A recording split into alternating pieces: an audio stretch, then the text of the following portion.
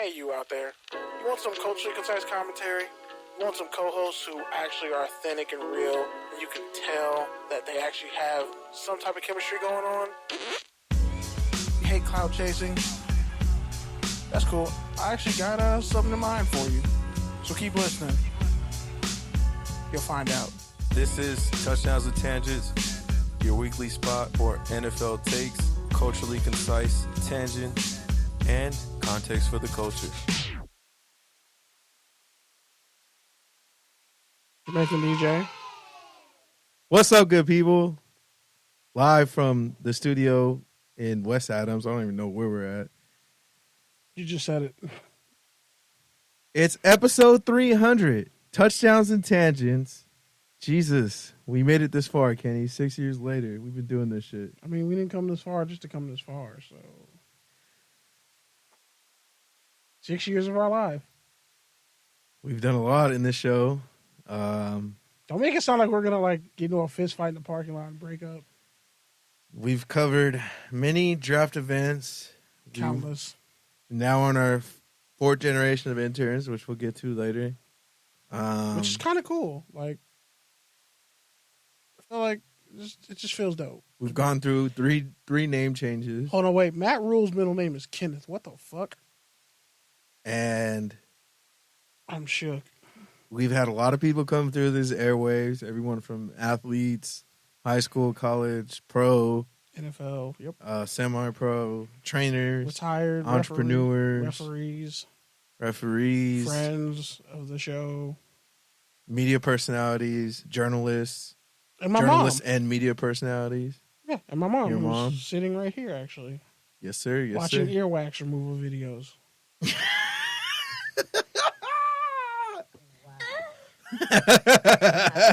Yeah, my mom worked in the medical field for 40 years, and she just loves watching earwax removal videos. So the drinking game is to drink every time you hear the. Don't drink and drive, though. That's true. And don't hide this podcast from your girl because she's gonna think you're cheating on her. So But yeah, man, for those of that you sound effect live. For those of you who might have stumbled on this randomly on the internet, this is Touchdowns and Tangents. I'm PD Camarillo. I'm Kenneth Frank James Berry. This is your Thursday night spot for NFL takes, topical tangents, and culturally concise commentary. 300 episodes and running. I've been waiting 6 years to say that. Literally 6 years to say that. You're at peace now? Yes, I'm You're at peace in equilibrium? now. Yes, I'm at peace now. Ataraxia? All right, cool.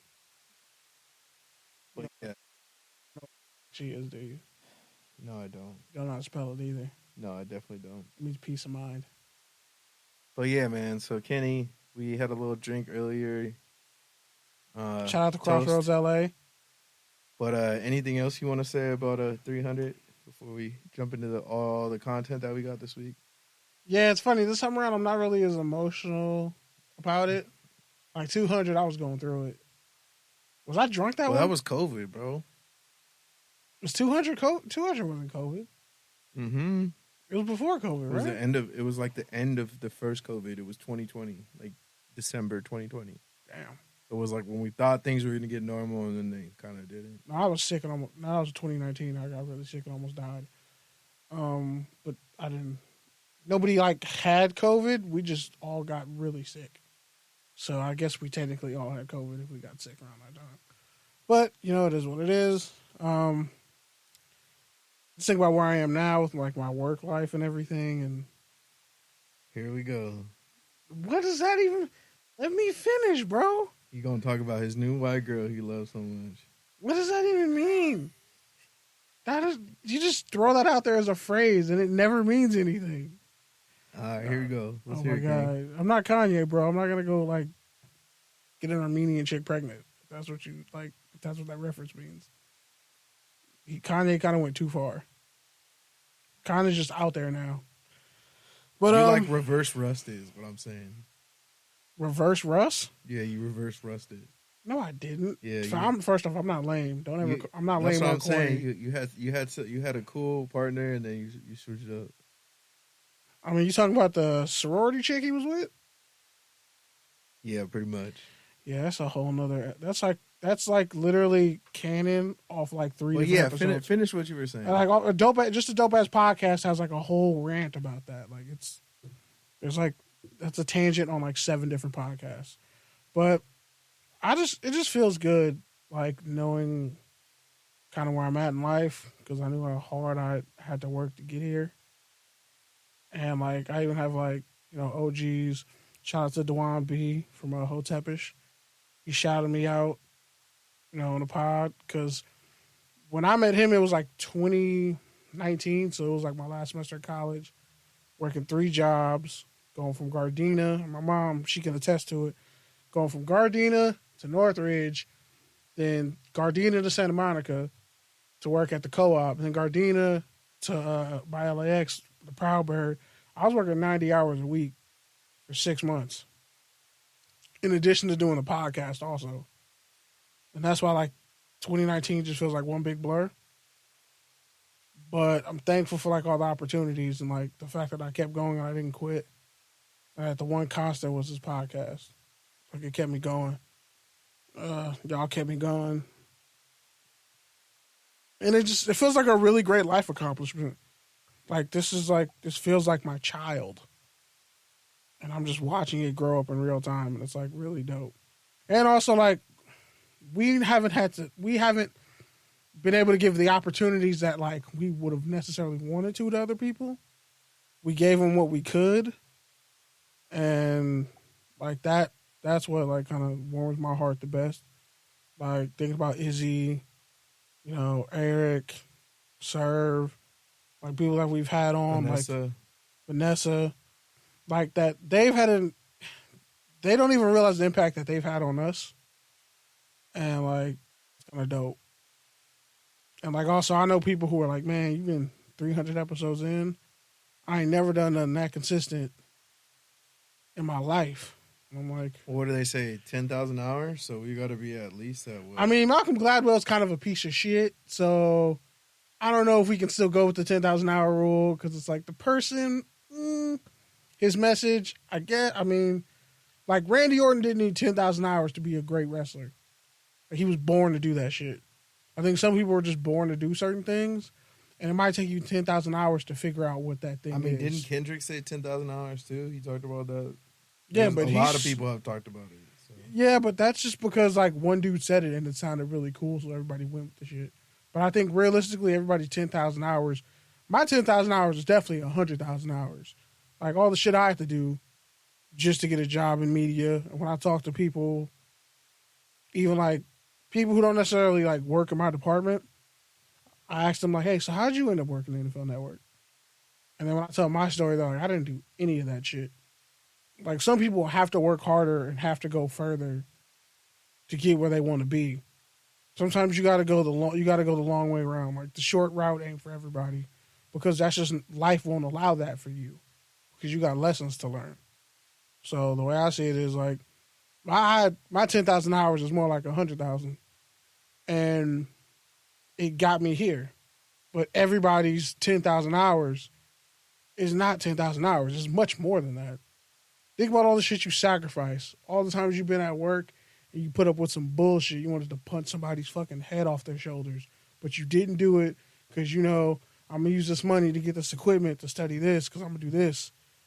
I'm going to have this by this time next year, 2 years from now, I'm going to be this. Well, I think for me, the thing that I enjoy about it all is freedom, the privilege of having a studio that we can pull up to when we want to. Yep. Having our own equipment so we can record when and where we want to. Working whatever hours I fucking want to. And ultimately owning our content and owning our masters and getting whatever little pennies we get from Google and Speaker. But, hey, it all adds up. And if you want to drop us coffee on Buy Me a Coffee, there's a link right there on our website. Man, fuck all that. You could just hit my Cash App, bro. We'll split a meal together. I'll pick your brain or something.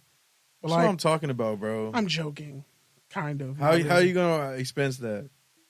How you gonna write that off? That's the church's money. You over here? It'll be a business. You over here saying? I'll show up wearing a Touchdowns and Tangents t-shirt. I'll take the collection fund, and then we'll talk over a meal. I guess. I'm just saying, what has more value? a breakfast dinner with Jay-Z or lunch with somebody who's like been where you've been and on your level, kind of. That's with Jay-Z? You ain't get no fucking money out of that. What are you gonna tell? Is he gonna give you stock options? I highly doubt it. Bro, he's a billionaire. He can give you 10,000 and not even think about it. No, he's not giving you any money. Did you not? Did You not remember the whole craze where it's like, would you get a dinner with Jay-Z or like $300,000? I would take $300,000. I mean, yeah. Because if I gotta pay for my own meal, Jay-Z, hey, now this is a loan. Now you're in debt to a billionaire. You got to work that off. You're gonna be like one of his kids' assistants. You're gonna be Sir's butler. I guess. See what I mean? It's like just because you're around a rich person, by osmosis, you're not gonna be rich. Sometimes you can learn more from the common person across from you at a coffee shop. You can learn more from that person. Sometimes you can learn more from a rich person. Just off one conversation. Now, if we're saying, hey, you get 10 conversations with one person, yeah, I'd pick Jay-Z. But if it's one conversation, like, bro, I've learned shit from crackheads on the street. I've learned a lot from one conversation. If you listen well enough, you should be able to learn a lot. Okay, but I'm saying some people don't tell you shit. I've learned a lot. Like, the one time I seen Magic Talk, I learned a lot from listening to Magic Talk for 2 hours. Can I make a magic joke, or is this too soon? I don't know. You could take the camera off your fupa. You're just showing Lucas your fupa. It's not a first, that's disrespectful. I'm just saying, you got to point it right at your stomach. I'm leaning back in the... Wow. Body shaming. All right, cool. This is what I have to put up with for 300 episodes. For 6 years. The hate crime now. He's going to have me... You're wearing that ugly-ass Clippers hat for one. All right, but yeah, man. So 300 episode, we're here. It's crazy. It's wild. We're still going. You sacrificed a lot of shit to get to 300 episodes. With that brings us to our next order. Shout out to Wong's Walk. That brings us to our next order of business before we move on to let's talk about it. I just saw that text message. Let's talk about it. Let's talk about it. All right, so with that, we got some people to introduce. I don't know. Should we drum roll it? I mean, you got the sound effects. Yeah, I don't think I have a drum roll on this one. Yeah, so who wants to go first?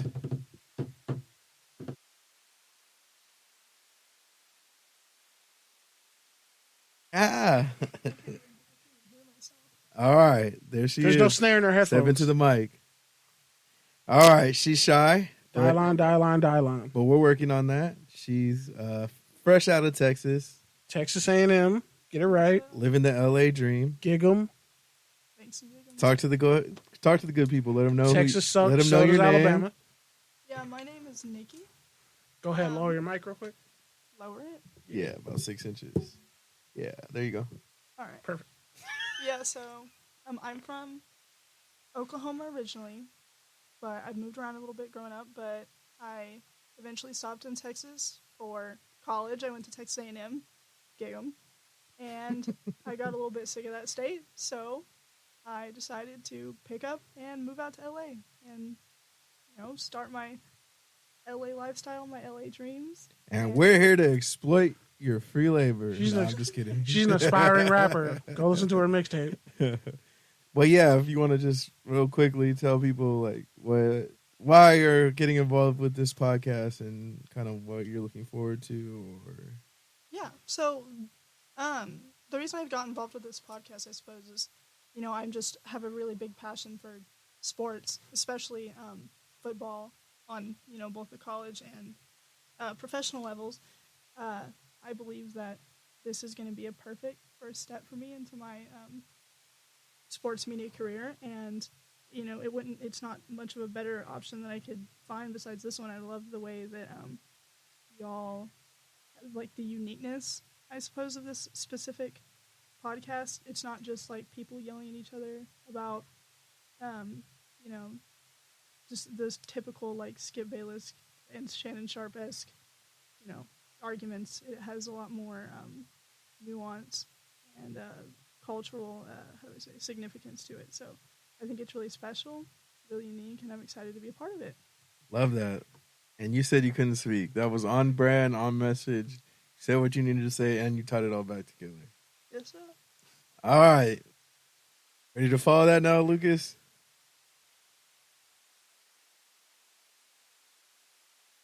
Yeah, talk to the people. Unmute yourself.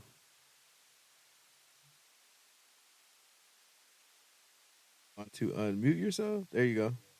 There you go. Hopefully they can hear you.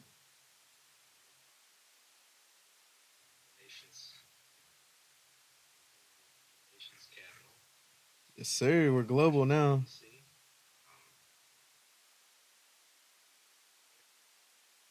No, we're about to figure it out. Can hear you. Can hear you, yeah. But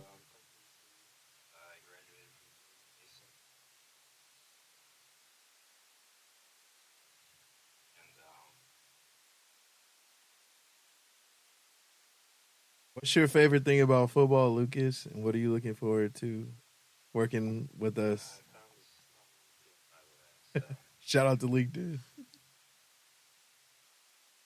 Yeah, what are you looking forward to, and what's your favorite part about football?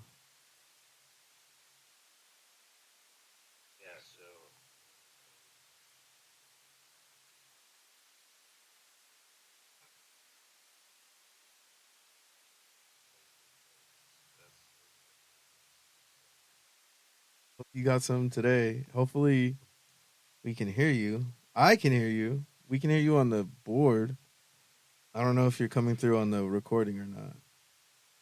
But all right, thank you, Lucas. We'll throw it back to you in a minute.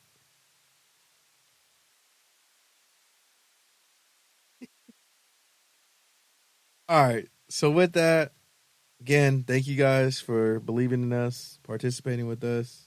Looking forward to working with y'all and helping y'all get to where you want to get to. But yeah. So back to the content, Kenny. What do we got to talk about first? Oh, I'm just gonna jump straight to the shits because I already said it. Matt Kenneth Rhule got fired by the Carolina Panthers this past week. Your guy out of Baylor. I mean, his middle name is Kenneth. I didn't know that, so I already know he's probably gonna get a job at Nebraska and turn that shit around. Yeah, that was pretty funny when you said that earlier. I could actually see that happening. It's interesting because, like, he had everything but a quarterback. He built the defense up. He, like, helped solidify the offense as far as running back, receiver, offensive line. He just didn't have a starting quarterback because Baker Mayfield sucks. Sam Darnold sucks. What's his face? The Ole Miss QB, Matt Corral, broke his foot, Liz Frank. So he was out for the year. Yeah, but you got the Saints who haven't found a quarterback and the Falcons who haven't found a quarterback. So I don't know how much stock you can put into that when those are 4 of your games. Thing is, when it comes to the Panthers, man, they've either gotten lucky through free agency with Jake Delhomme, or they had Cam, who was a generational talent. There's like that's the in between. Like that's the spectrum. They hit on free agency, or they have a generational talent, and they had one, and they ran him into the ground. Now, me personally, I would have traded up. I'd have traded a pick in this draft, or I would have traded for Derek Carr. I would have traded Debo for Christian McCaffrey, but that's just me. And then I would have probably traded for Jimmy Garoppolo. But realistically, the team just needs a QB. Like, if Lamar was on the Carolina Panthers, we wouldn't be having these issues.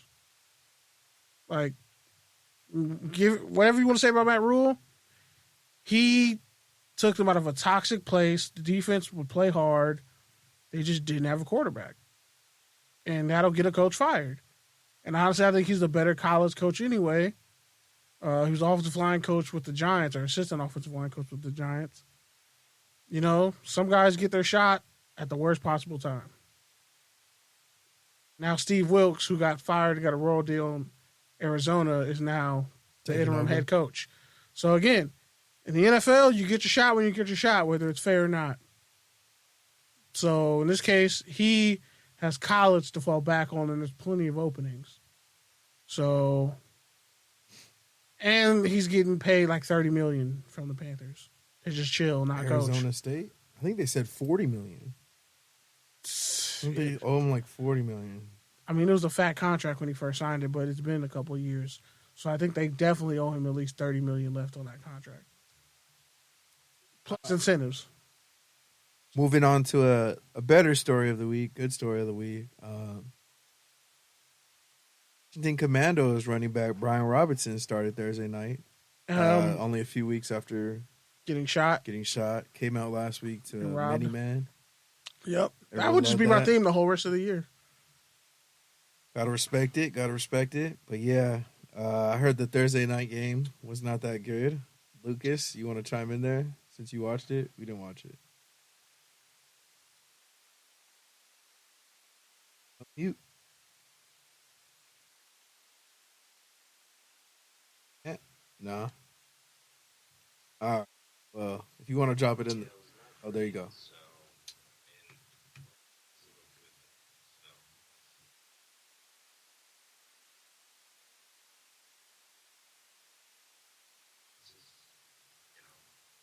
Like your fantasy team trash?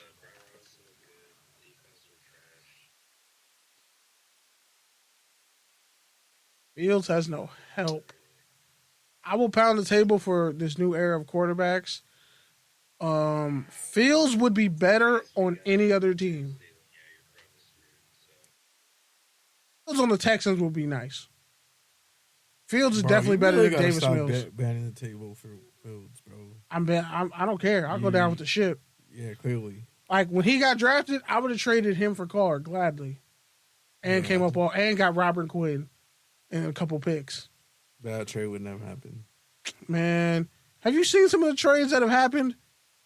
We're not even gonna talk about it yet, but like Deion Jones got traded for literally this bag of Jolly Ranchers on this fucking table right here. But Deion Jones hasn't been the same player, but yeah. Bro, he's still one of the best linebackers in the league. Starting linebackers.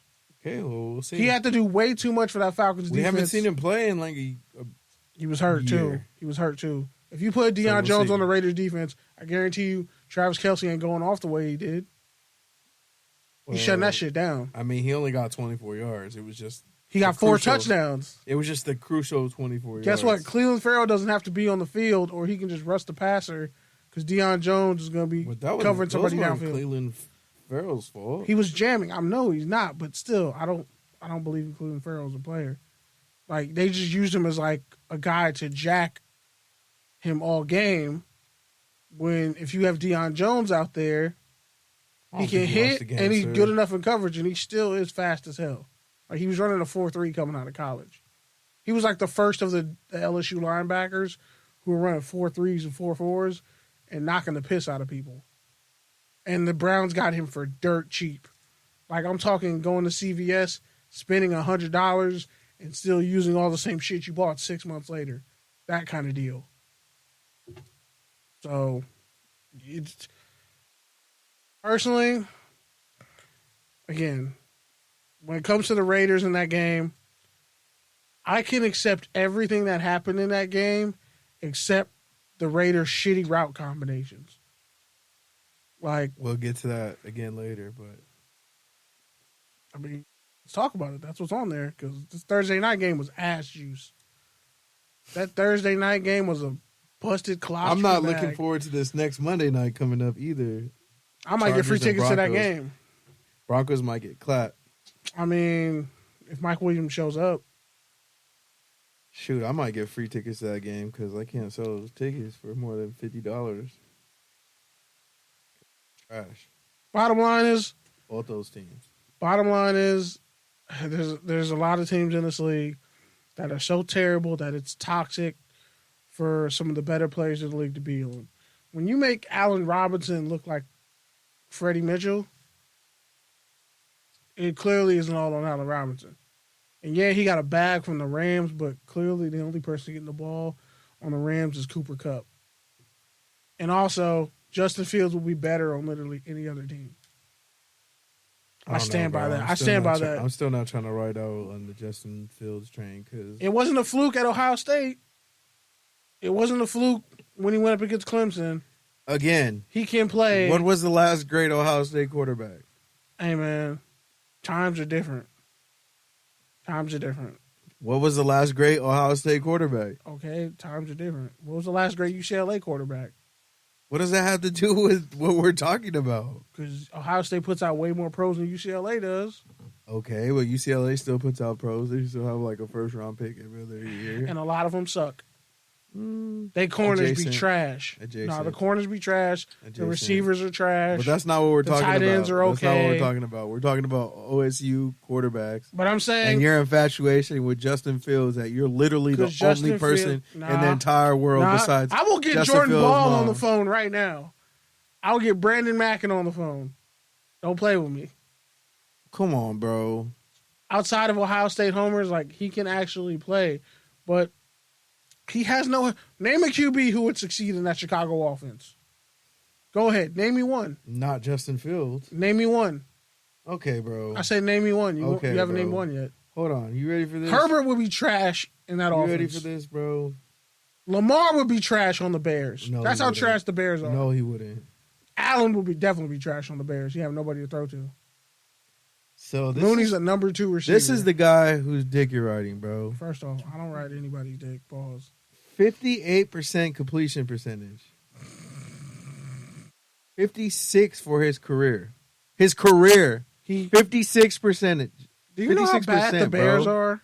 Yeah, I know Do how you bad watch the football Bears or are. you just skim through it? Hold on. It gets worse, bro. 10 touchdowns to 14 interceptions. He has no one to throw to. 10 touchdowns to 14 interceptions. Name his best receiver. in his career, bro. Daryl Mooney is inconsistent. Name Aquamius St. Brown. Remember you said they were all going to be raw in the league? Okay, you ready for this? The only one on the St. Brown brothers is good is Amon Ra. Okay. And he's a slot receiver. Are you ready for this? Go for it. In Really? Man. 17 games. Shout out to Phil Jones and Phil Robinson. In 17 games, this man has They traded for Alex Leatherwood to be their starting offensive lineman. 54 sacks, bro. And that's his fault? 54 sacks, bro. At least half of those are his fault. No, they're not. 54 15. sacks, bro. I'd say 15. Bro, he I'd say has 15. 36 sacks. How much did Mitch Trubisky get sacked? He has 36 sacks for 264 yards, bro. Or is this college That football? means Or he's you giving me that means he's literally giving up 7 or 8 yards a sack, because he's running, which for his means life? he's holding the fucking ball, bro. Because nobody gets That means open. he needs to throw the ball, bro. Throw the ball away. which will lower, Throw the which ball will lower, away, which bro. will lower his completion 36 percentage. sacks through Which- 5 games is not just. Joe Burrow getting The- sacked worse than Oh that. wait, no, I'm sorry, that's last year. Joe, but still, Joe Burrow 18 getting sacked sacks. worse than that. 18 sacks through 5 games. Joe bro. Burrow getting sacked worse than that with a Super Bowl team. So what are you saying? Yeah, he's holding the ball too. But at least he has a reason to hold the ball. Y'all- Justin Fields is just holding the ball out of Phil just Robinson is a prayer and a hope. This man said the Bears' offensive line is slightly better than David Carr's Texan offensive line. Let's see. And he was getting sacked 70 to 80 times a year. Let's see.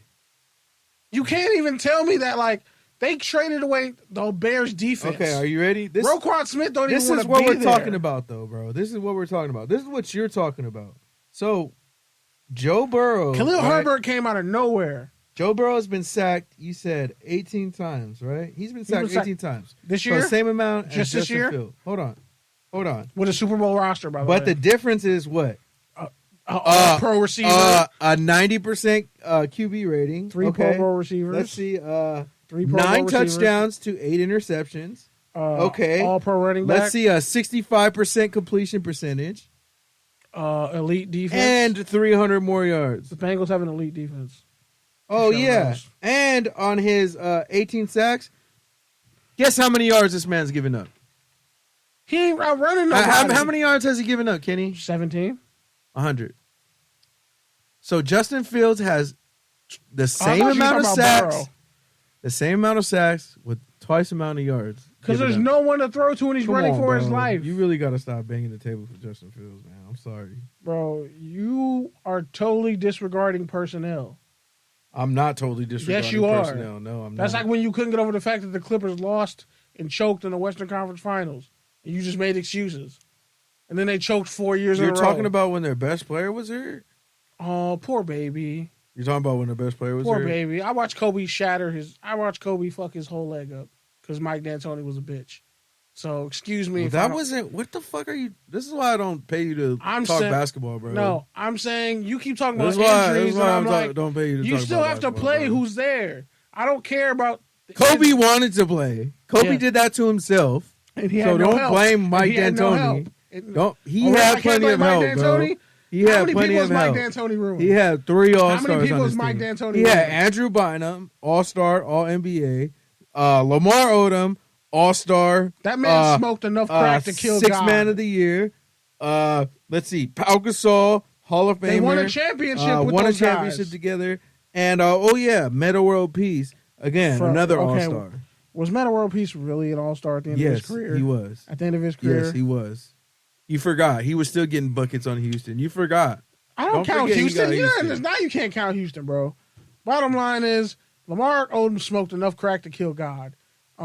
Secondly, by the time Kobe was on that last leg, they weren't even a playoff team. But you want to talk to me about the Clippers, who were loaded with all-stars and dudes who became bench players who were I'm starters. Sorry. Loaded with all-stars. Who were the all-stars? What's his face? The dude, not the Manimal, but the other guy. Crowder was an all-star at one point. He was an all-star. Crowder was never an all-star. Alternates count. Crowder was... This is why we don't talk about basketball, bro. Alternates count. Bottom line is... You're making me lose my credibility talking basketball with you, bro. You're talking about Crowder you don't being even an talk all-star, basketball bro. anymore. Shut up. You're talking about Crowder being an all-star, bro. He was still an alternate. That counts. Bottom line is the Bears have Roquan You're talking Smith. about Crawford? Jamal Crawford? Not Jamal Crawford. Who are you talking about? Jay Crowder. Jay Crowder wasn't on the Clippers, bro. What During the that fuck are time? you talking about? No. I'm pretty sure he was. Jay Crowder's never been You on had the like Clippers, 18 bro. niggas with dreads on that team. Are you talking about Montrezl Harrell? Whatever. Fuck yeah, him. That's not even the same team he that was an you're talking all-star. about. He was an Montrezl all-star. Harrell was like, he was the Lou Williams, not Blake Griffin or not Kawhi teams. Like, what are you talking about, bro? Bro, bottom line is fuck You're- the Clippers. you're exposing I just want you yourself. to take that ugly hat off. You're exposing I just want you to take that ugly hat off. It's powder blue. Like, I much prefer a red Clippers hat. And I know you're not All a right, gang man. member, so it's okay. But bottom line is, the Bears are literally almost worse than those Texans teams with David Carr. And you have to admit that. They are god-awful. They are not even close to being good. They're almost as bad, might even be worse than that 0-16 Detroit Lions team. No. They don't have a They Calvin. got 2 wins. They didn't got have a more Cal- wins than the Raiders. They didn't have a Calvin Johnson. There's They no got more Calvin wins Johnson than the on this Raiders. team. There's no Calvin Johnson on the Bears right now, which means that team with Calvin Johnson that went 0-16 would whoop this team's ass. Who's covering Calvin Johnson? You're talking about the Bears team that, let's see, This Bears team, they've Bro. lost 3 games, 3 games by a score or less out of their and 4 go losses. back and look at who they They played. only got clapped by the Packers. Go back and look who they played. I'm looking. Look at their shit to schedule. Yeah, they lost to the Commandos, they lost to the Giants, and they lost to the Vikings, all by less than a touchdown. And how did they lose to the Vikings? On some stupid shit, right? Yeah, but I'm Receiver telling you, literally didn't go out of but I'm- bounds and got the ball ripped out his hand. Okay, and Barely Justin struggled to Fields score giving up 22 200 yards. They were getting driving sacked. to win the game on Justin All right, Fields' man. arm. So, let's not act like he wasn't trying to win the game. All right, man. Well, I hope you will do PR for Justin Fields when he's out the league. First off, that's disrespectful. in What 2 you're not going to years. do is disrespect young black quarterbacks like that. I'm just saying, bro. It ain't got nothing to do with him being. Bro, I literally have fucking stand for young black quarterbacks since I was 9 years old, bro. Don't talk to me about fucking disrespecting black quarterbacks. It ain't got nothing to do with him being black. It got to do with him being ass, bro. That's it. I mean, there's a couple you didn't like. Like, You didn't like Dante Culpepper. I love Dante Culpepper. Are you kidding me? I had Madden 2002. He was a Raider. I used to get my roll on. You getting your roll on probably looked like the seizure. I could imagine it. It did. But You didn't get the roll right. You didn't go. You probably like. Dude, I was the fat dude. You probably did the Harlem Shake, and people thought you were having a heart attack. Anyways, you don't know everything, Kitty. I think that's what you got to realize, man. You don't know everything. I'm just saying, Fields is in a really shitty spot. So is David Montgomery. So was Allen Robinson before he got free. So was Cole Kmet. Think about it. They let like three-fifths of their offensive line go. They let Leno. Their O-line was trash last year. No, Leno too. was good. Leno was a Pro Bowl left tackle. Yeah. They let him go. Shout out to Boise State. They let him go. They let James Daniels go to Pittsburgh. He was like a Pro Bowl lineman. They wasted Kyle Long. Again, but they were traded still for trash. Alex Leatherwood. And I think he's trash. starting. And they didn't trade for Alex Leatherwood. They signed him. They got him off waivers. Same shit. It's not the same shit. Nobody else wanted him. They traded for like a late round pick consideration. Like they got the lowest. They probably got picked like up his contract. They didn't give him late round bottom line. considerations. It's not a trade. They signed him off waivers. Pretty sure they traded. It was like a 7th round pick because they. Come on, bro. You work at NFL Network. You look at transactions. I wasn't on the there. clock that day, bro. Sorry. Okay, well, you could go to Pro Football Transactions and look it up really quick. I guess I can, but I ain't always right, like you said. But, Wow! Wow! Hold on, let's get a drop. Hold on, we need to make that a drop. You could have had a drop, but you Hold wasted on, it. let's go. The moment's passed now. All right, college football. Eagles are still the best team in the league, that's consensus, right? Sure. Go ahead. Get to the. You don't even believe that. That's the crazy part. Get to your college football. Fine. All right, so USC didn't have a great offensive performance. They're pretty stagnant, but they did enough to win. I don't know why they don't utilize their tight ends in the red zone more because Malcolm Epps was like 6'6", was drawing pass interference penalties in the end zone, and again he's 6'6". Lucas said you had elite NBA takes. I don't know if he's being serious or not. He's not. I figured that. Bottom line is, this team, this was probably the best test for them because of what Washington State does. Robert Farrell, that's the name you're going to want to watch for the NFL draft. Just let you know that. Dude runs like a 4-3 slot receiver, strong as hell. Like, he could have a Renfro type effect, depending on what team he catches on to. And he can stay healthy. But, yeah, they only won 30-14. Tuipulotu had 3 sacks, 4 tackles for loss in the first half. What the hell? And really, when it comes down to it, they stopped. Like, Washington State just really had nothing but a short passing game. They didn't really throw deep. Kalen Bullock got ejected over a BS targeting call, and then they took one deep shot downfield to a running back. It was like a 45-yard catch. But really, they shut them out in the second half. USC's defense. Shane Lee, senior linebacker, didn't play. He was hurt.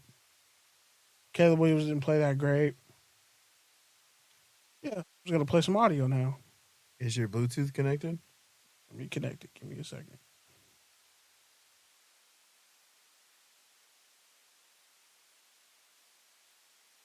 All right.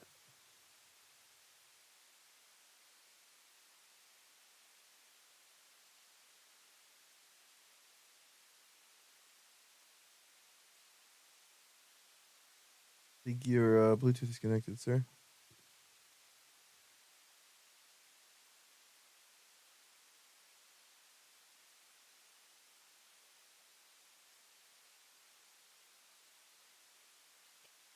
That's it.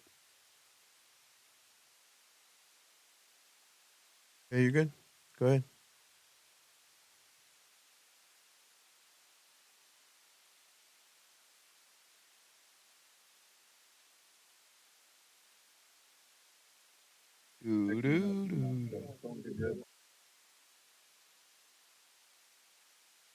on Farrell in the slot. How important was that for the linebackers to kind of lock down the middle of the field and lock up, the slot guys?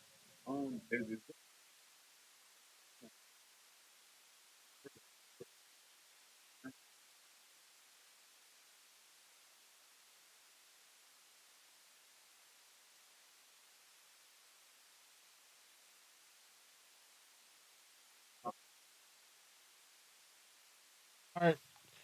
Yeah. They played in Bikini Bottom. See, here's the problem with that press room, right? It got really fucking hot, and then like a fire alarm went off because it got too hot. Like there's no fan in You were there. spitting NBA takes in there, huh? So hell no. Stupid hot fire. Super hot fire. But now, like, and then people were still mouth breathing behind me, and that shit was getting me really annoying. But yeah, mostly it was really hot in that room. Like it's been hotter and hotter the past couple weeks, and other people's audios like kind of sounded like that. But that was linebacker Eric Gentry. He's like 6'6", 6'7", middle of the field, cover slot receivers, hyper athletic. Definitely probably going to be a future first round pick out of USC. Number 18, which is technically a historic number for USC. I think Deion Bailey wore 18. A lot of times the guys wear 18 at linebacker, safety. So, yeah. And go with this next one.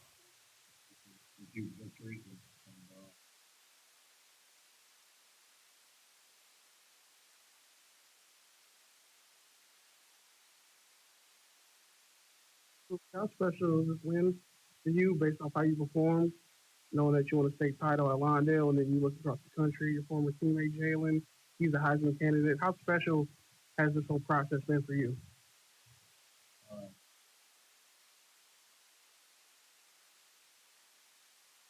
You're a captain, you got 3 sacks, your former high school teammate that you won the state title with, he's a Heisman candidate, and you're at the top of your game right now. How do you feel, just this whole moment?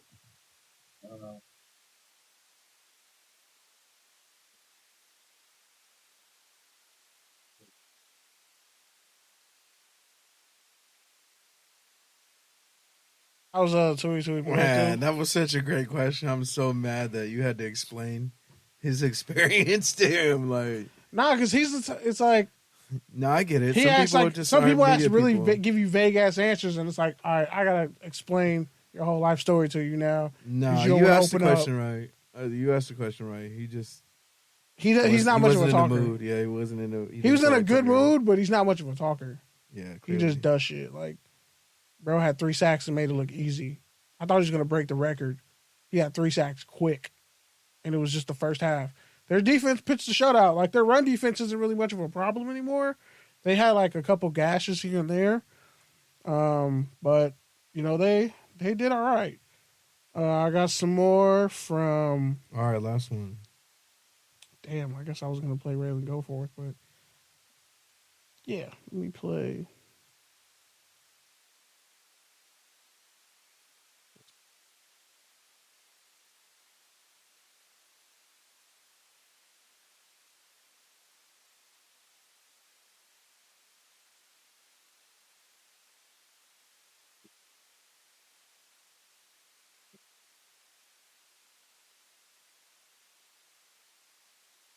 I think quite a few. I mean, we got that big play right after, but after that, we feel like as a defense, we got limited big plays.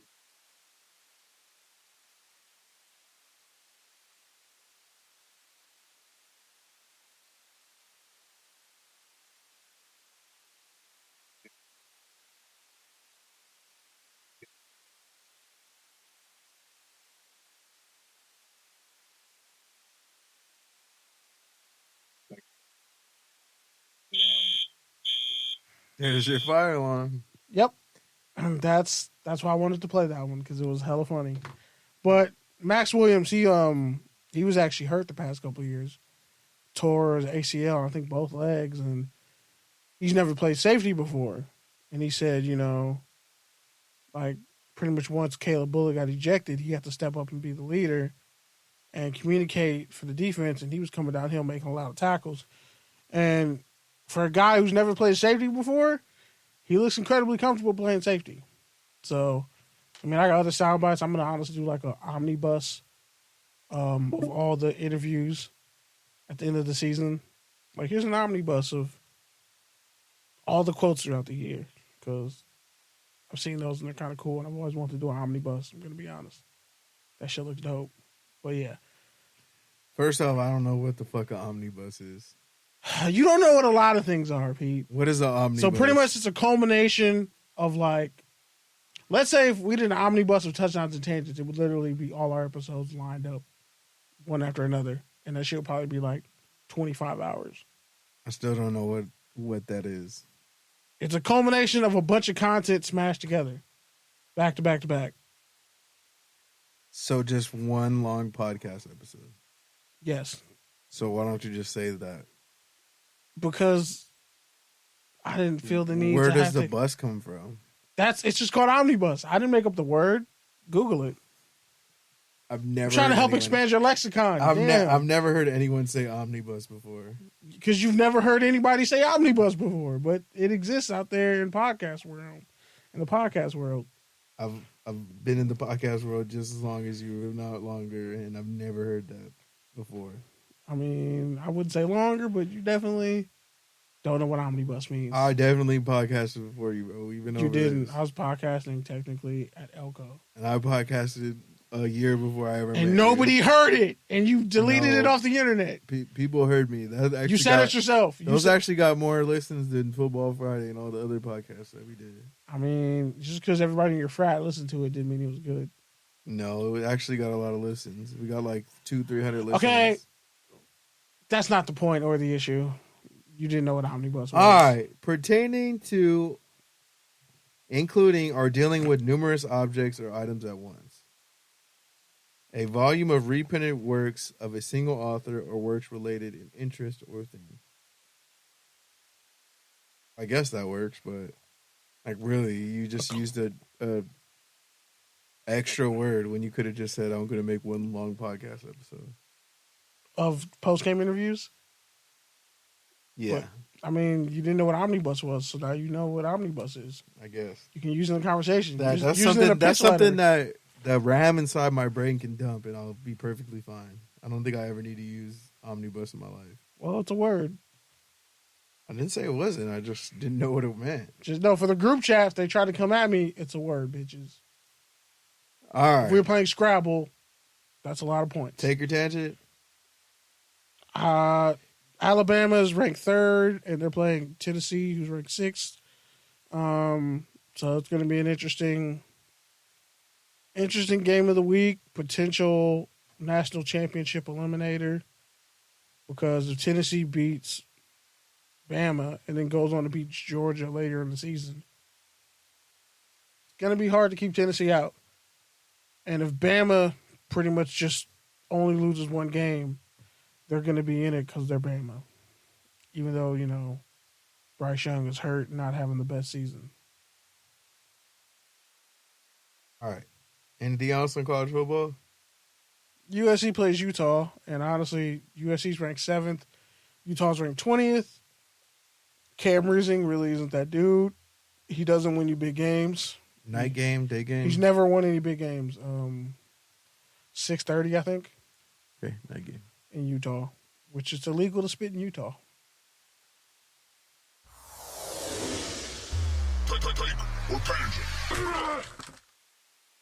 All right, man. So take your tangent.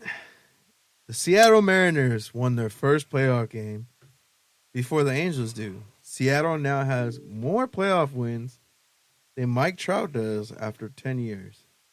Take your tangent on that, Kenny. I'm disgusted. Oh, shit. It's like the only thing more depressing than like Raiders football Is Angels baseball? Yeah. How do you just have like godly Hall of Fame talent and you just piss it all away? Like, you've wasted every star player you've had since they won the World Series. They've wasted all of them. Like, they got rid of Socha and kept saying Socha was the problem. Well, he clearly wasn't. You got rid of Figgy.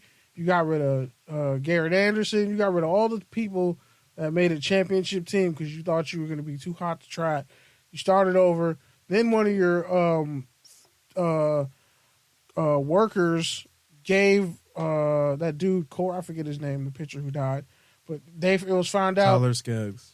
Yeah, it was found out he was pick out of Santa Monica College, Woodland Hills native. Good to know. Glad you knew that. So Andrews' employee gave him the drugs that caused his overdose. That got swept under the rug. Then you factor in that the Mariners of all teams, holy shit, I think Macklemore goes to their games. Like, the Mariners of all teams are good in baseball again. No, he really does, man. After like 10, 15 years, his golf. Macklemore is like the most popular Seattle sports fan these days. Aside from Marshawn, but his golf line is pretty dope. It's pretty snazzy. I like it. I dig it. But yeah, so you factor in that the Mariners sucked for God knows how long. And Robinson Cano got that. He was like the first person to get that fat ass, almost $200 million contract, and that contract actually paid off. Whereas Pujols didn't. Trout got a fat contract, and you did nothing. You wasted all these pitchers. You traded Mike Trumbo after he had 29 home runs as a rookie, and just fucked up the whole lineup because now everybody can just pitch through guys and pitch around people, and they don't even have to. Rendon is washed. Rendon is washed. He was washed as soon as he got signed. Oh my God! Like, I think you forgot. He might not even play. He might not even play again. You forgot Josh Hamilton too in that whole mix-up. Shh! I didn't forget about him or Ian Kinsler. You didn't need to bring that up. Oh, and remember when they had Greinke and then they let him go, and then he goes to the Dodgers and they got to the World Series? Yep. Fucking A. How about when they had the Jock trade and then just pulled out at the last minute? It's like, just trade Trout and Ohtani to the Dodgers for Kershaw. Ballmer just needs to buy the Angels. Honestly, get a new arena for them. Now they could stay in Anaheim. I mean, it's all racist. No, but I'm just saying they could build. They could build a new stadium. They've built like gentrification into that stadium and around that stadium. But the stadium is old. They've been trying to rebuild the stadium for like 10 years. But they also got busted because like they purposely warded off like any low income areas to be away from the stadium. So they did that. That's fucked up. I mean, that's that whole Anaheim area. But yeah, yeah, because it's Orange County and fuck them. But like, if you just break it down, Artie Moreno, yeah, you should sell the team because you've been terrible. I don't care how much money you shell out. It's been bad money. It's been bad deals. Yep. I would have rather thrown a bag at Garrett Cole, let him suck for 2 years, and then he finally has a Cy Young year. Yeah, and the worst part about that whole Tyler Skaggs thing is like the dude was still being a dick about it. Like they caught him on camera in jail, like visiting with someone, just talking shit about the kid. Like, he fucking sucked as a baseball player. They're just trying to get money out of me now, and like all this different, like just shit on his grave. And it's just like it's a microcosm of like you hiring the wrong people, like you not creating a good culture and a good organization where trainers winning and drugs. Shit happens. Yeah. Why is it like? I don't think it was a trainer. I think he was a comms. Some manager. shit like that. Yeah, some shit like that. But bottom line is, when Mike Trout has a rare fucking spinal injury that people have never heard of outside of you getting in a horrific car accident, you did not ever do that again. And you lose my point. When Mike Trout like fucks up a bone in his spine because he was too busy carrying the team on his back and still was an all-star, he's still doing shit that like nobody in MLB history has done, and then still injured, and you just wasted his whole career. Trade him to the Yankees at this point.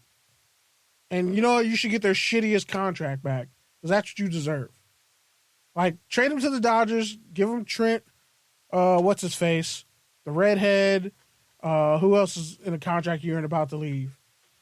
Like, I mean, they're not going to get Corey Seager, but like for real, you just give me Kershaw and your entire minor league, and we'll call it a fucking day, and you can just start over from scratch. Because fuck the Angels. All right, Hall of Fame baseball pitcher Randy Johnson, formerly of the Yankees, Diamondbacks, is now an NFL cameraman. Yeah, he was on the Expos and the Expos and the Blue Jays. He won a World Series with the Diamondbacks in 2001. Was MVP. I think Kenny ended the meeting. So I didn't end the we meeting. lost Lucas. Sorry, Lucas. I never ended the meeting. My bad. I think you did. Oh, I don't know what happened. Yeah, so, by the way, Randy Johnson is like 6'10" and a baseball Hall of Famer and like an 8-time All-Star or something like that. I think 8-time strikeout winner, but whatever. Bottom line, he's one of the greatest pitchers ever, 6'10", and his logo is the bird he killed when he was throwing that pitch that one day, where he threw a ball so hard he literally killed a bird that was passing by. That's his company's logo. And the fact that you got 6'10" Randy Johnson out there, he was the official photographer for Rush when they went on tour a couple years ago. He's out here just living like his passion, which was always photography. That's dope to see. And again, Randy fucking Johnson. I mean, that's pretty cool. That's cool pretty dope. Find. Good for him. And it's baseball season. It's playoff time. So when I was looking for stuff to put in here, I was like, you know what? I'd rather talk baseball because the Raiders are too upsetting. And I needed to get my Angels vitriol out. Terry Bradshaw made cancer his bitch on 2 different occasions in 1 calendar year. For those of you who missed it, Bradshaw spoke into the cameras, let people know a little bit more about his situation. After the week before, he looked noticeably ill, fainted or whatever, stammer, or something happened, and how he helped him out. And so after that, a lot of people were just, trying to talk to him, see if he was okay, et cetera, et cetera. And so he just, took the airwaves and let people know what he was dealing with. And he hopes to, like he said, he's getting over the cancer, but he's still, feeling the effects, recovering from it. So he's hoping to get back to 100% pretty soon. He beat a rare form of skin cancer on his neck after he beat bladder cancer. Yep. That's a round of applause. He made cancer his bitch twice in a calendar year.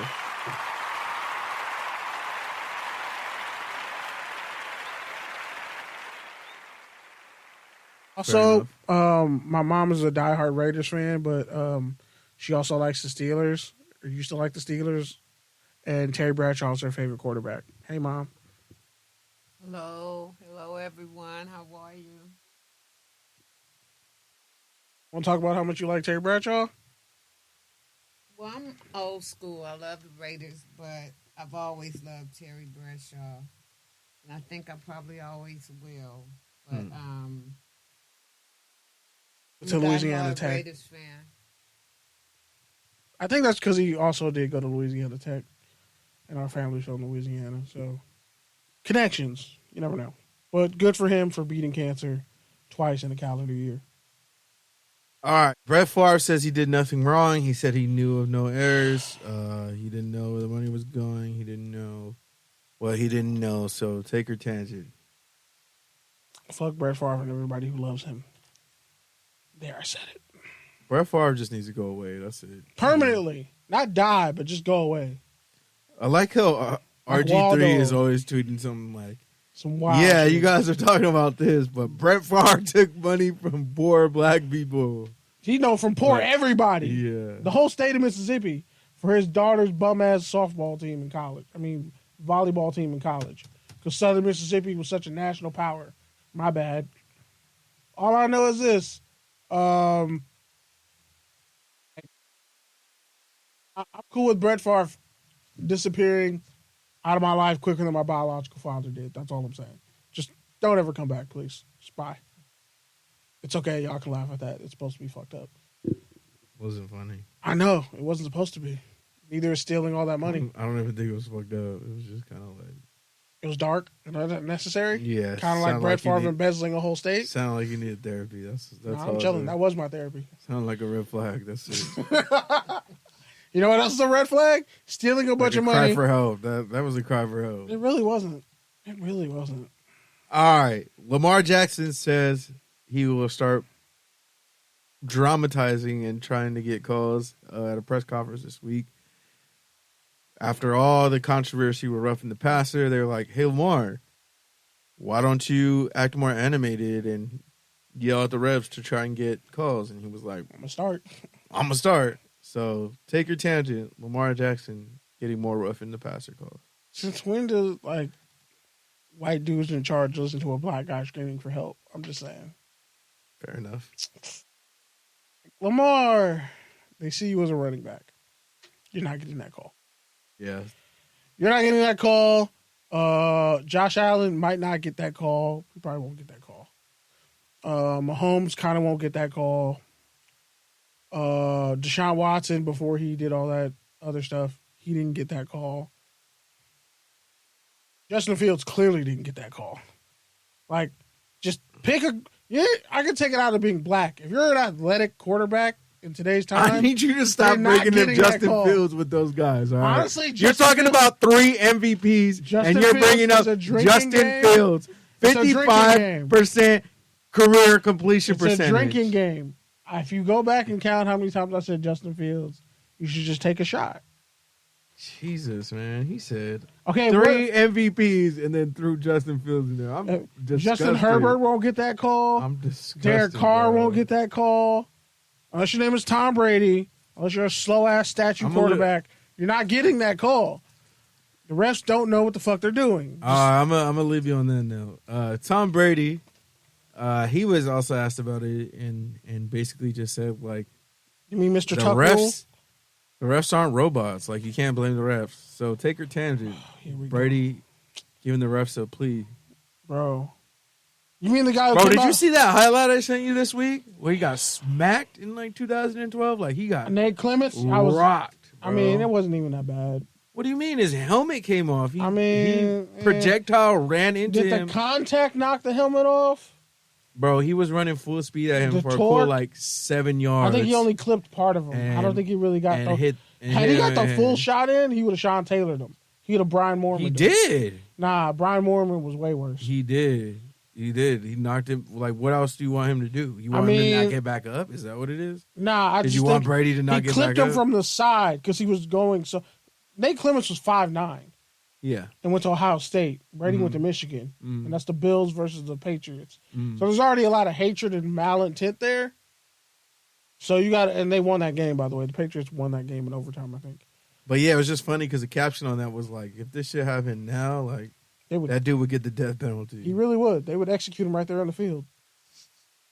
Meanwhile, I'm pretty sure Justin Herbert would get his collarbone like broken and shattered on the field, and they would not throw a flag. Which, by the way, these refs don't know how to. By the way, man, referee athletic. Raider fan or not, that's a good point. Yeah, you're right about that. But all athletic quarterbers, they Raider don't know what fan to do. or not, that was a fucking strip sack on Derek Carr, and after that blatant ass terrible call, I don't care if the NFL had a media call and had their expert break it down on why it wasn't a bad call. That's what they always do.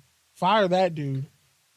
But what I will tell you is after that call, the whole entire game shifted. We knew an ass football gods do not lie. The crowd was way more into it, and honestly, I would have just given up that fucking ball and just lived to play another down because we kept that rock and we never recovered. So it's like when you get into a fight with somebody, or you see a fight, and like the one person throws a punch, and the other person, like you realize you just unlocked all that person's crazy and murderous rage with one punch, and they're just sitting there calm, like, I'm gonna fuck you up now.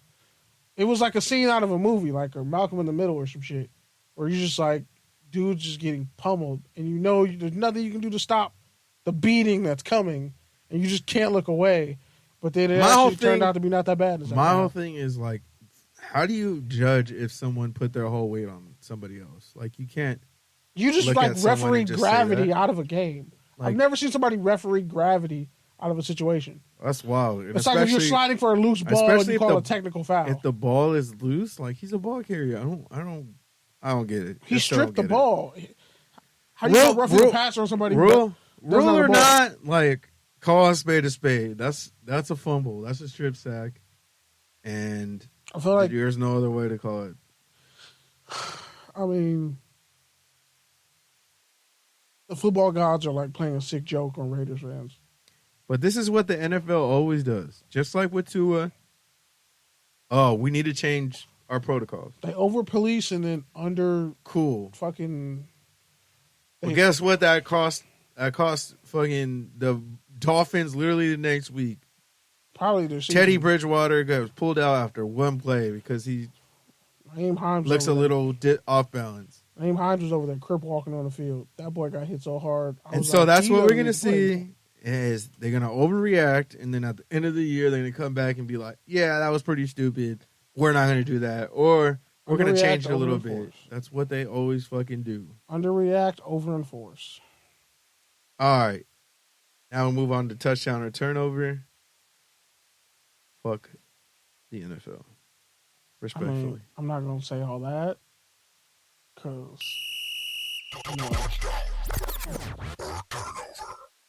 Yo, checks come from Roger Goodell. Conflicts of interest. All right. I'm not just going to come out and say that. You're your own on that one, buddy.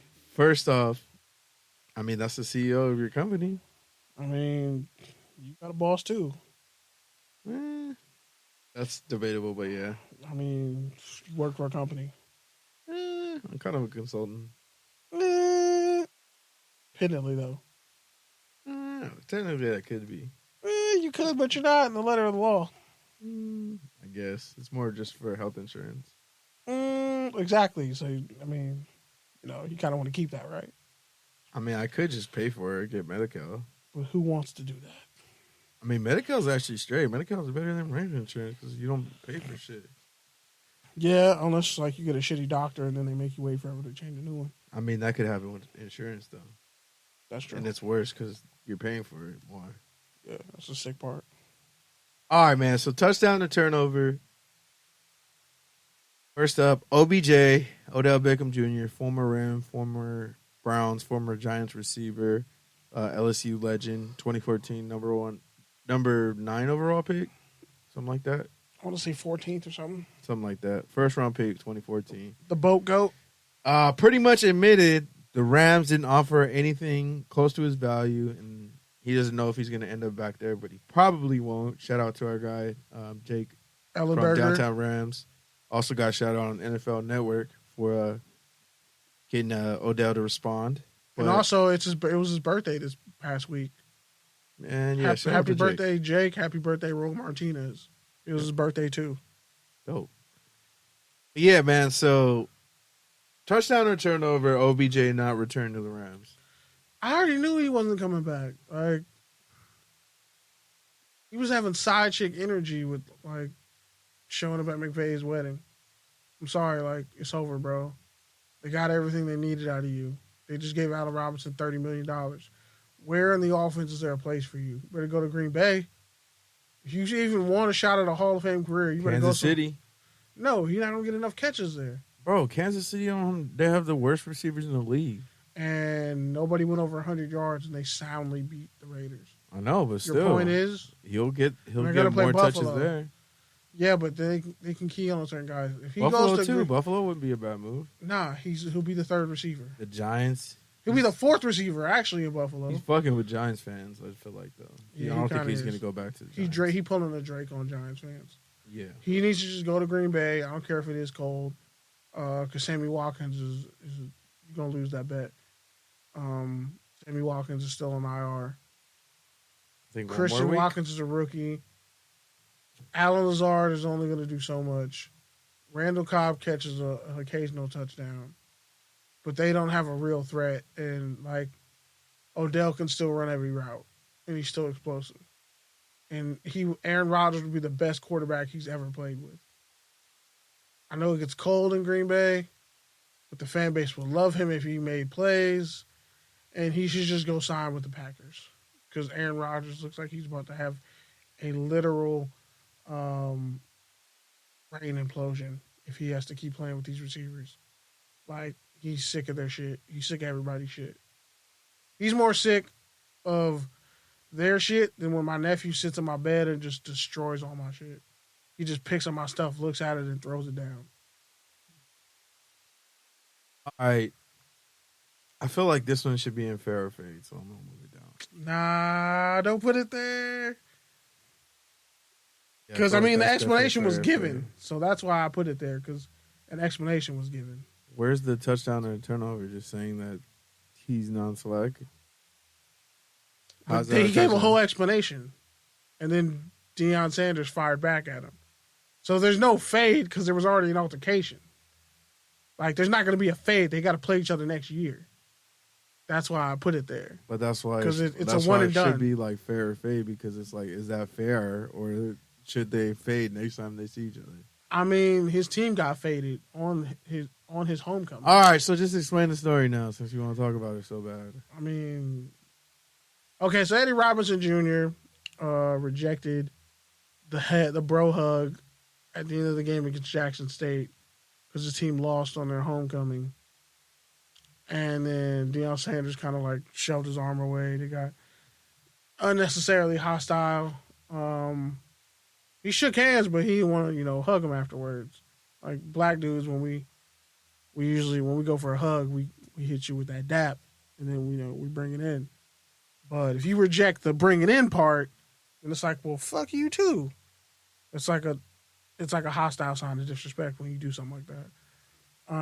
So pretty much he was like, he was disrespectful all week long. He didn't even come up to me until the game started. He walked through our walk-ups. He said Deion walked through the warm-ups all around the field, ignored them all week.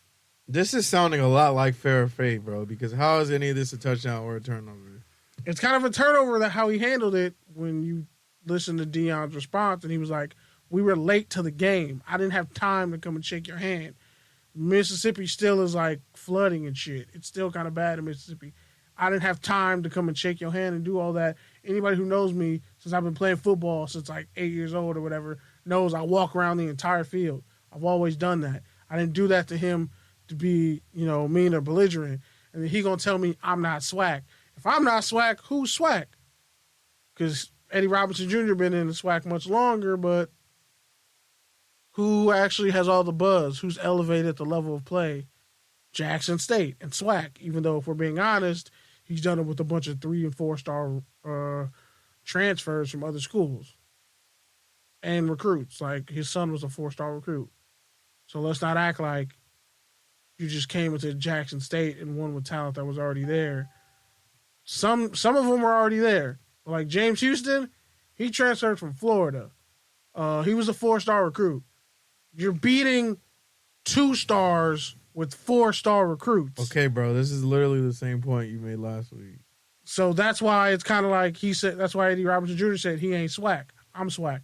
I've been here from the get-go. And, that's his son is a legendary Eddie Robinson, Grambling head coach. He said, I hope he don't get a job at a PWI. I hope he comes back next year and he schedules us on their homecoming. So next year, if they play, then it's a fade. It's a fade next year. But since they kind of pretty much cleared the air and Deion was like, I'm cool on him, it was a misunderstanding, but since you want to act like that, it's whatever. But if I ain't swag, who else is swag? So people can take their sides. Deion kind of made more sense because he stayed and heard his whole explanation and then responded to everybody in the press conference. So honestly, I think that whole situation was a turnover. I don't think you act like that post game. If you don't want to dap, like if you really don't like Deion, you should have just came out and said it right there on the spot. Like, hey, I don't like how you did it. I don't like how you showed yourself off. They could have had a conversation in the middle of the field, and as black men, it would have been a better optic. Because you're talking about HBCUs and us being together, looking out for each other, but then you pretty much shake his hand, but then when he tries to go in for a hug, you're like, fuck you, dude. Like, that's a bad look for HBCUs. And it makes you look salty because you lost on your own homecoming. You tapped your ass in your daddy's stadium. Like, that you look like a sore loser for that. So that's why I think it's a turnover. Because the fade already happened. Your team lost. That's just where I stood with it. That was my reasoning for putting it there. Yeah, I think so next year it's a fade, though. So the whole thing, though, next year it's definitely a fade. The whole thing, though, is like fair or fade is like, okay, was that wasn't fair. or was that disrespect? I mean, touchdown or turnover is more of just like quickly, like, is this a good thing or a bad thing? Is it a score or is it not? Like, I mean, it's only really I feel a like fade that whole thing was next way season. too complicated to be a touchdown or a turnover because you had just spent like 7 minutes explaining it. Well, there was a lot of explanation behind that little 10-second dust up. The fade technically already happened. It was a push off at the end of the game. So it's like they're not going to fist fight. One coach pushed another coach. People got involved. They separated it. They went their own ways. But they already got the win. And Mississippi still is underwater. Fuck Brett Favre, by the way. All right, Marshawn Lynch is joining Thursday Night Football broadcast. Touchdown or turnover? That's a touchdown because they'll actually give him the ball this time. They should give him the mic and let him run with it. This can honestly be fade or fair. I can't. Do the Broncos have another Thursday night? Because I just want to hear Marshawn and Richard Sherman. He said on his podcast, he said, I can root for Russ now, but somebody got to talk to bro. Because I think something's off with him, like mentally. Like, I thought he was going to retire a Seahawk, and Sherman was like, they were never going to let him retire a Seahawk. He's always going to be in our shadow. Legion of Boom, he's never going to have his own. That's why they made him play on his own and got rid of everybody else, and he couldn't do it. I'm like, dog, Richard Sherman had a religious experience when he just kept screaming, run the ball last week. Run the ball! Run the ball! Run the... I was like, oh, he hurt. He hurt. That man need a hug. That man got a punching bag or like a room where he just destroys shit with the sledgehammer. A room full of footballs where he just... Wait, no. I'm trying to figure out if they have a Thursday night game or not. All right, honestly, Marshawn is going to be dope. And it's on Amazon, so he should be allowed to cuss. Because Lord knows they need the ratings. They just get shit games, and like they have a lot of personalities to kind of talk up the color commentary. But they have a lot of dope camera views, a lot of stats, a lot of second views. They got a lot of good stuff going on. Yeah, they're doing. Fuck with Amazon. They're doing it dope. All right, next up, Deion Jones traded to the Browns for late round picks. We already talked a little bit about this earlier, but touchdown or turnover? Definitely a touchdown for the Browns. Get somebody else to refortify their defense. They had injuries to Anthony Walker Jr., so it kind of helps that, they went ahead and made that trade happen. It just shocks me, like, how many teams inquired about him. Because if all you have to do was give up late-round picks, the Raiders could have used Deion Jones. Yeah, I'm going to say it's a touchdown, too, because, the Browns have needed something in the middle of that defense for a while now. And the Falcons drafted Troy Anderson, so... And Troy Anderson and then that linebacker from I don't know where. They just didn't need him anymore in Atlanta. Yeah, not just that, but even though Jones didn't have an interception last year, he's still pretty good in coverage, as you mentioned, really athletic. Tackling machine. So it definitely gives them a new element in the middle of their defense. Adds some speed there. Yep. And yeah, I think the Browns are still in the playoff race, right? They are. They can hold on until John Watson gets back. It'll be interesting. 2-3. Because he's allowed in the facility now. Good point. That should be interesting. All right, last segment. Fade or fair? First up. We need a drop for this one. Yeah, we do. First up, Devontae Adams. In case you missed it, at the end of the Chiefs-Raiders game where the Raiders lost by 1 point because, one, they didn't kick the field goal to tie it up, and two, on the last minute drive to get in field goal range and win the game. 4th and 1. Adams and Hunter Renfrow ran into each other and both essentially covered each other and knocked each other out at the same time. Renfrow ran into Adams. Which I'll get to later. But Yeah, anyways, after the game, walking out the field, Adams ran into a cameraman who was trying to get in front of him and get video of him. And he literally ran in front of him at the last The second. cameraman was a 29-year-old college student who had just taken his first job as a freelancer with ESPN for Monday Night. So, fade or fair, Adams getting sued by the cameraman, and charges being filed in the state of Missouri. It's a fade. They didn't file. They filed. Well, I think he filed criminal charges, but the state filed like misdemeanor charges. So it's like at worst, it's like I think 30 days in jail or something like that. Well, Like a that is fine. criminal charges. It's still criminal charges. It's just misdemeanor is the level of it. Yeah, I'm saying misdemeanor level charges, but like I think his charges are more serious because he said he had a concussion. But it's like, dude, Well, you he's suing popped him. right. Yeah, I'm like, He's dude, suing him in civil court. Yeah, the video shows that you popped right back up and did your job. So, like, we can probably interview. I mean, people. I'm not gonna lie. When I saw it live, It's a money grab. When I saw it live, it looked pretty bad because Adams just really Pushed him over and didn't even look his way. Didn't even help him up. Just kept walking and was like, "Bro, what is he doing?" But when you see over his shoulder, over Devontae's shoulder, you see he literally came in front of him out at the last second, and he had no other choice. Come on, bro. But I'm not gonna give him that opt out. Instead of like backing up or you're moving talking out the about way, one of the he most. pushed him. You're talking about one of the most athletic people. The push was in wrong. the NFL. Who Yes. can literally stop on a dime. The and push turn was wrong. Either way. I'm not saying the push wasn't wrong, but I don't think you deserve to be I think that financially push was compensated. worse than Kareem Hunt's kick. Honestly, I think that push had more violence in it. And than Kareem than Hunt's that- kick, you could almost that little justify squib, it that based little on the squib kick. circumstances.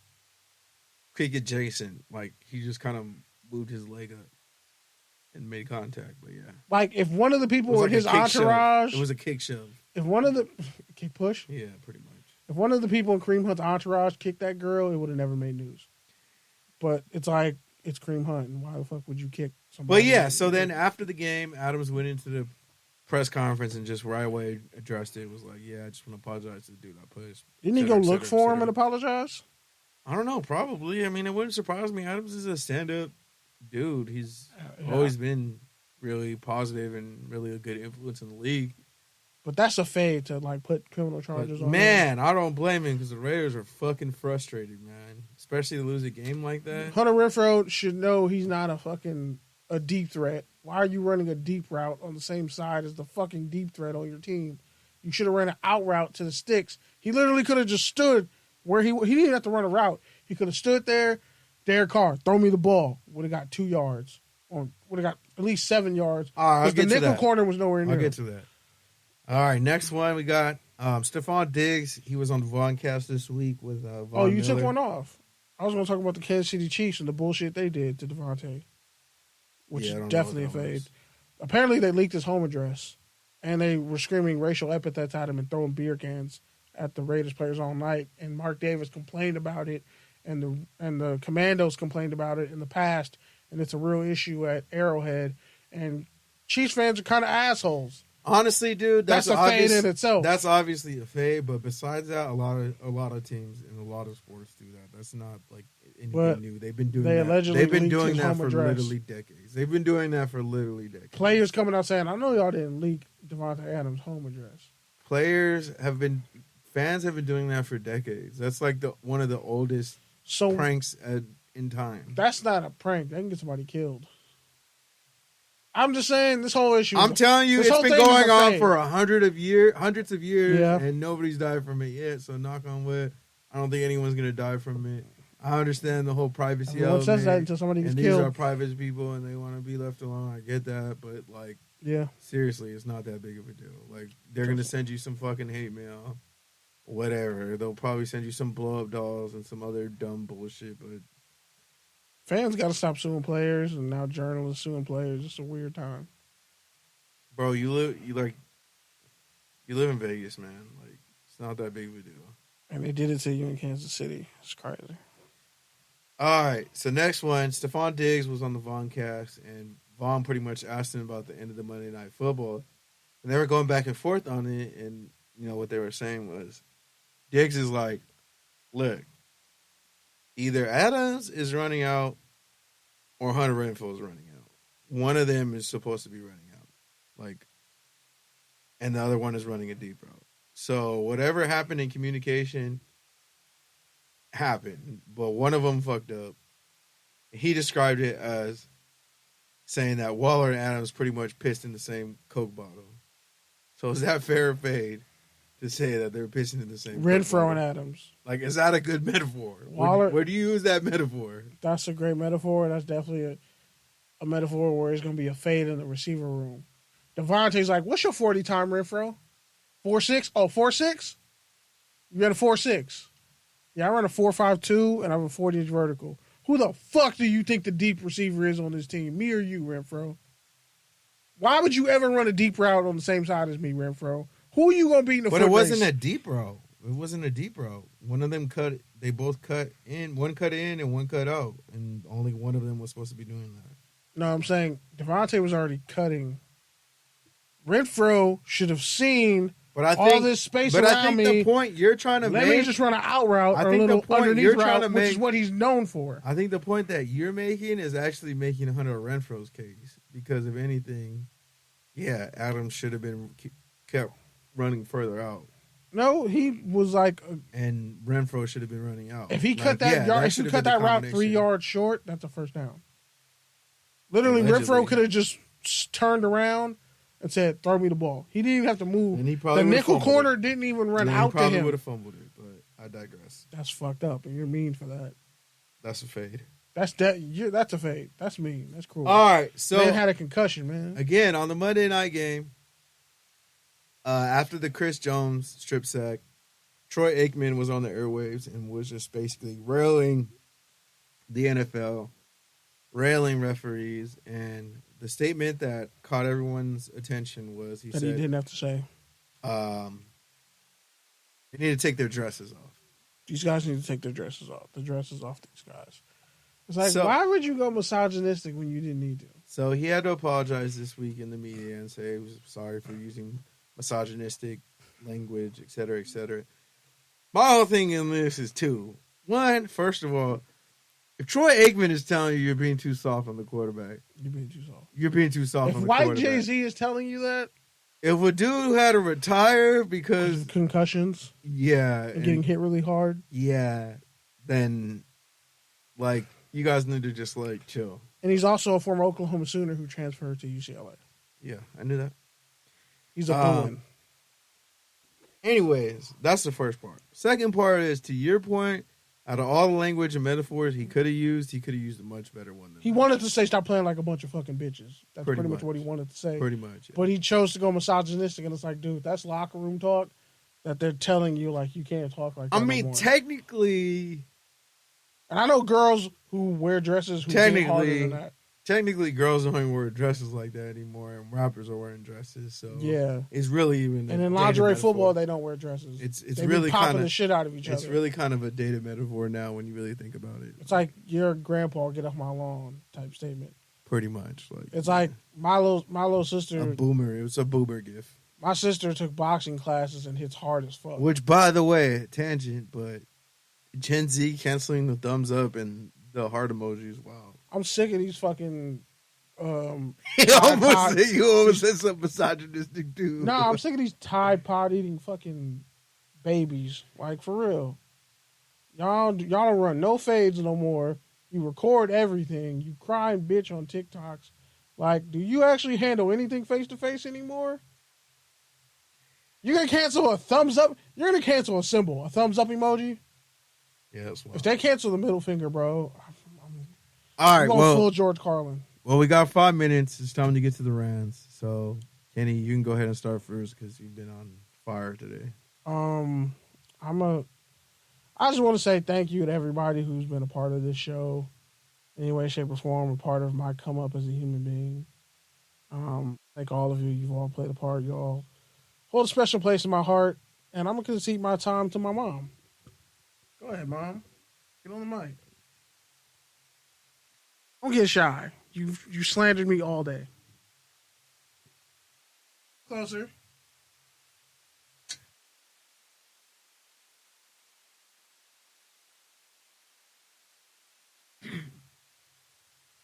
First of all, I wanted to congratulate my son and Pete for their 300th episode. They've come a long way, and I'm so proud of both of them. I came here tonight to show support. I love them both, and I'm very, very proud of them.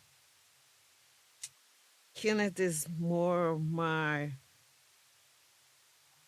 wild child, just don't know how to be quiet sometime. And Pete is more of my conserved Taurus son, which I'm a Taurus. I love that. And he's musty. And Pete and I are on the same page. Kenneth and I are too, but Kenneth, he's just more outspoken.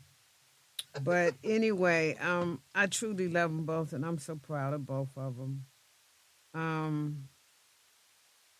I pray that God will continue to keep planting their feet on higher ground and just blessing them more and more and more. They both have grown as men, and they're still growing. So I'm very happy for them, and I'm just very happy to be here with them tonight. And I love them both. Love that. Thank you. Amazing. It was the best. Did you want to tell 1 that minute Fred on the Williamson South story?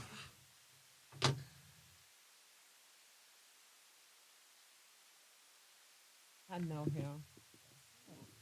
Thanks, Mom. I guess we'll tell the Fred Williamson story off the air. Not everyone has to just talk when they have a mic in front of them, sir. Isn't that the point? I guess. I guess that's why you created a podcast. All right, Nikki, want to just say something? Anything that you got left on your mind? Anything you want to clear up? Anything you want to address? Anything that we talked about that you had an opinion on? Or this is usually the time where it's just like, this is just like your minute or two to just say whatever is on your heart. If you want to motivate people, whatever. I'd probably say something about Justin Fields, but I don't really want to get y'all started about it. That's a drink. That's a shot. That's a drinking game. That's a shot. Yeah. All right. Well, thank you. Looking forward to hearing some more of your opinions as we get you more comfortable and acclimated. All right. Lucas, we got to figure out this Google Meet thing, but same goes to you. I'm sure you had some slander about all the things that Kenny said throughout the show, especially his NBA takes. Also a drinking game. Actually, that's a token game. Every time you hear NBA takes, you got to hit the bong. Shout out to You hit a Serve. chaser. Shout out to Serve. But yeah, man, for me, man, 300 episodes has been wild, crazy, unreal. So many different words and adjectives to describe something that, like, I don't know, I just never really envisioned making it this far, because it's always just been a matter of putting one foot in front of the other and just showing up every single week and just trying to get a little bit better and trying to get a little bit more polished and trying to make things happen and trying to execute on all of our ideas. Some of them have come together, some of them haven't. I think it's been a really crazy experience for me as a person because, as Kenny mentioned at the top of the show, this really has been one of the only constants, like, in our lives through this past 6 years. And, like, that has its good and it also has its bad. Like, not we joke, and we've always joked that it's like every fourth episode is kind of like extra trash. It's like we have one really great episode, and then we have like a solid episode, and then we have like another good one, and then that fourth one is just trash, and then the cycle just repeats itself. So I say that just to say, like, not everything is always going to go as planned, but if you keep doing it, like, it won't be that bad, and it'll probably end up being more good than anything else that you could have been doing. So I'm grateful to Kenny for all the growth that he's had over the past few years. I'm grateful, to have this experience to really, like, try different things and to grow as a leader and as a collaborator and as a partner. And like, I'm grateful for all the experiences we've been able to have, all the stories we've been able to tell, the places we've gone, and the places that we're going to go. Honestly, the best is yet to come. I really think that just because, like, for so long, we've just been, like, fighting and fighting to keep it going, and now it just feels like we're both in better places personally and professionally than probably we've ever been. So it's like a lot of the main things that were holding us back before aren't as big of factors. So again, just looking forward to sharing more on this podcast, making more shit happen, and helping more people both tell their stories and grow. So that's it for me. Touchdowns and Tangents, episode 300. It's a wrap. Thank you, everyone who messes with us, who listens to us. Thank you for the people who've showed up for us, who listen to us, who have called into the show, who have guest spotted, who've hosted. You all know who you are. You're all part of the family. We all love you. If you have feature credits on this, like, we for sure love you. And yeah, man, shout out to X Squad affiliates. Shout out to FPC Radio. And yes, shout out to the Good News Radio, because as much as we've gone back and forth, like, they're always going to be a part of our story because they believed in us and gave us resources when nobody else was looking for us. So shout out to the Good News Radio, Good News Sports. Shout out to your favorite podcast apps. And yeah, everyone who fucks with us. Peace. Peace.